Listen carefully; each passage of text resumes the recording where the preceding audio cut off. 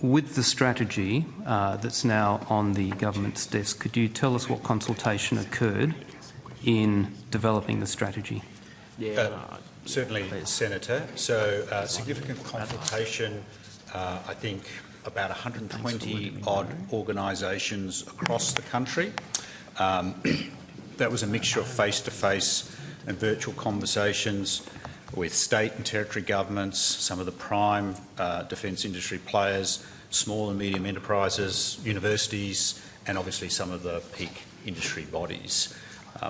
That process took place 12 months ago. There are a range of themes that came through in that consultation. Some of those included attracting and retaining a skilled workforce, growing the capacity of our industrial base in areas of priority, and harnessing Australian innovation.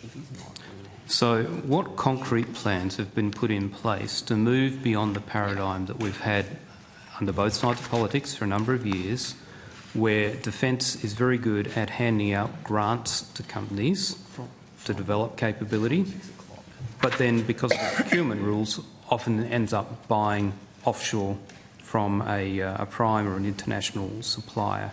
And the Secretary and I have had long discussions both in this chamber and in private meetings around the impact of those procurement rules. So what consultation have you had with companies about how you overcome that long-standing issue, and what consultations have you had with the Department of Finance about how we change the procurement rules so they recognise capabilities that a government has said this is a priority capability that we wish to see our industry have to support the operational needs of defence? So the defence industry development strategy will address a range of issues, including procurement reform. But in terms of the actuality of the procurement process, I might pass to the Deputy Secretary for CASG, who has responsibility for procurement across writ large across the organisation. Yeah, Chris Deeble, Deputy Secretary of Capability Acquisition. Welcome, Mr. Deeble. You've been part of some of those discussions, so you know where I'm coming from. Where are we at? Look, we're undertaking a range of procurement reform as we speak. The aim is that what we're trying to do is to reduce the cost and the time of undertaking procurement for defence and for industry, including small to medium enterprise. So that work is underway. We're looking at dethatching what can be very complex contracting frameworks and making them simpler. The long-term goal is that we will digitise those contracting frameworks. Rather than starting with complex, we'll start with a simpler contract framework, and we'll build the complexity that's required for each of the contracts that we undertake. So that work is underway as we speak. We've already looked at a number of contracting frameworks.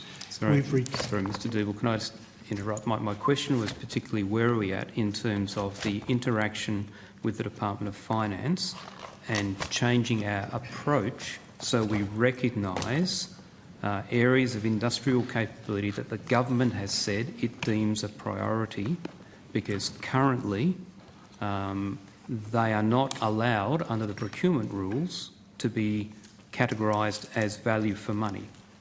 And that has been one of the key stumbling blocks for governments of both persuasions and the department for many years. What is this reform doing specifically to address that roadblock? Well, Senator, I'm not sure that the CPRs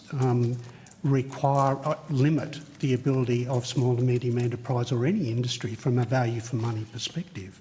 I think the CPRs require us to look at value for money.